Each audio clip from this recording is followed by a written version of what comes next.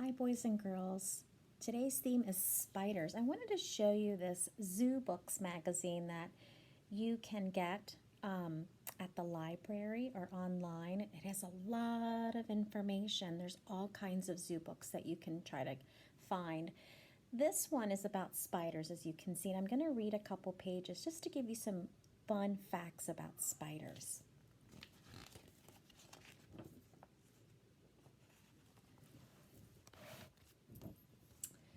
Spiders seldom win popularity contests. That means people don't like spiders all that much. When people see spiders, they react in different ways. Some people scream and run away. Others try to kill every spider they see. Some may get the poison to kill even the spiders they can't see. And occasionally, however, a person will just stop and watch with fascination as the spider spins its web. What kind of person are you? Do spiders scare you? Or do you think they're interesting? Are you fascinated by spiders? Of all possible reactions, there is probably the wisest. This is probably the wisest because spiders rarely do anything to harm us. Out of thousands of different spiders in the world, only a handful are poisonous to people. The most common poisonous spiders, such as the black widow and the brown recluse, rarely bite people. Far more people die each year from bee and wasp stings than from spider bites. Spiders are actually useful. Let's find out. They do not harm plants, as most people think. Instead, they protect plants by controlling the insects. Spiders are the most important predators of insects in the world. If you see spiders in a garden, it doesn't mean the garden is unhealthy. It means the spiders are helping it stay healthy. It's good to know. If you take the time to watch spiders, you may be surprised by what you see. There are many wonderful colors, shapes, and sizes of spiders. Some spin beautiful webs. They perform daring acrobatic feats on their thin silk threads. Other spiders spin no webs at all. They stalk insects on the ground with all the skill and ferocity of a tiger hunting big game.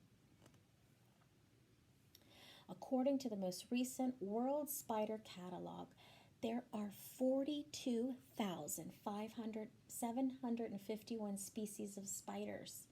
And the discovery of new spiders means the number of spiders is constantly growing. In most species, you can easily tell the female spider from the male because the females are much larger. For example, the female black widow weighs about 100 times as much as the male.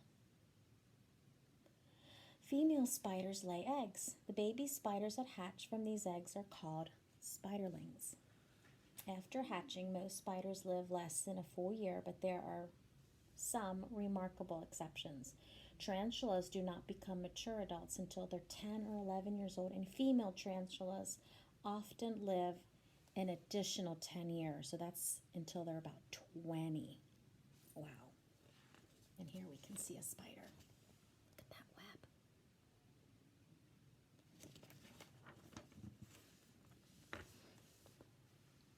What is a spider? Many people probably think they know, but they may not be able to tell you a spider from other creatures. Can you? Do you know how many legs spiders have? Do they have wings like an insect or a stinger like a scorpion? Like insects, spiders are arthropods. This is a broad classification that links those animals that have legs with many joints and hard external skeletons that cover their bodies on the outside. This large group also includes shrimp, crabs, lobsters, centipedes. In a narrower classification, spiders, scorpions, mites, and spider-like daddy longlegs belong to the class that's called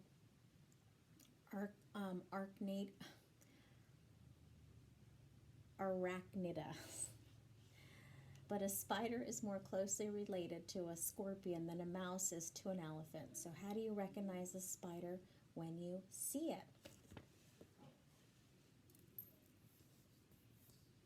The spider has two body parts.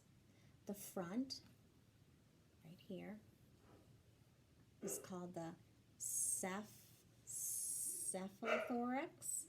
The spider's eggs, mouth, and stomachs are part of the cephalothorax. All spiders have 8 legs, and their legs are also attached to this part of the body. So we've got 2 parts right here. This is called the cephalothorax.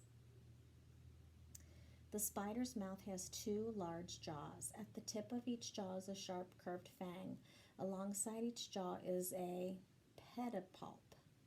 Pedipalps are used like feelers so the spider can sense what's around. They also are used to hold prey down while the spider bites it with its fangs.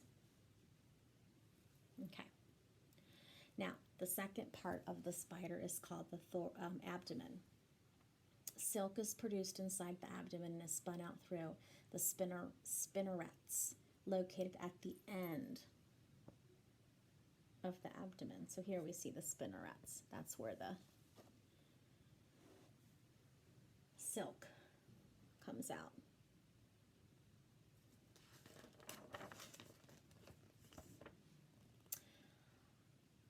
There are 2 basic types of spiders. And again, I know I'm giving you a lot of information. This is kind of interesting though. They're called wandering spiders, and then they're web builders. So those are the 2 kinds of spiders. Wandering spiders walk along the ground and hunt for crawling insects. The web builders wait in their webs to trap flying insects. Because they hunt in 2 different ways, they're 2 different types of spiders, and they're built very differently, which makes sense because they have different jobs, right? Wandering spiders are built for walking, like the wolf spider below. So here we see one of the wandering spiders called a wolf spider. Now, web builders have ideal bodies for balancing on webs of silk. And it says on these 2 pages, you'll see some of the features that let these 2 types of spiders adapt to their different lifestyles and environments. Okay? Web builders use their long, skinny legs to perform daring high wire acts with 8 long legs to help them balance. They seem to dance and glide over their webs. Web building spiders have tiny eyes and poor eyesight. They rely on their sense of touch more than their vision. Their sensitive legs can feel every little vibration of on their webs. This is how they locate their prey. So they're using that sense, aren't they? Their sense of touch almost.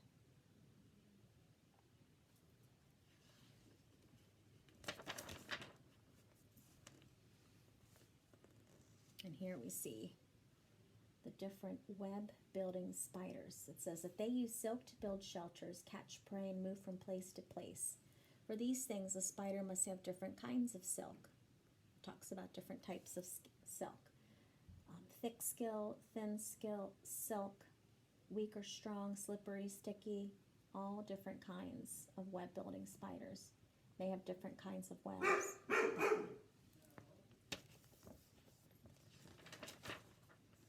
And here I did want to show you this really cool picture of the spider.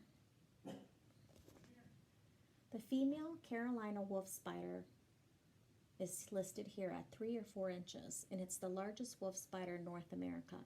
In July of 2000, it was named South Carolina's official spider. So this is South Carolina's official spider. I hope you enjoyed some of these interesting facts and learned something about spiders.